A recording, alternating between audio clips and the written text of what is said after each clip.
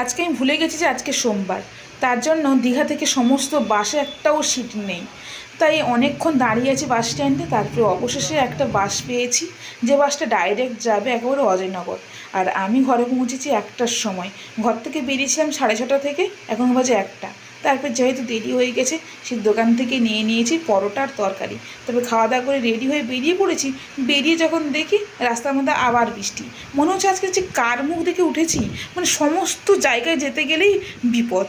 তারপরে ডিউটি থেকে বেরিয়ে 8:30 নাগাদ বেরিয়ে ঘরে এসেছি।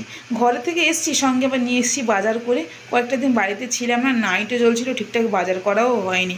বাড়িতে এসে ঘরটা পরিষ্কার করে ফ্রেশ হয়ে নিয়েছি। তারপর আজকে আমি রান্না করেছি ভাত আর ডিম আলুর তরকারি।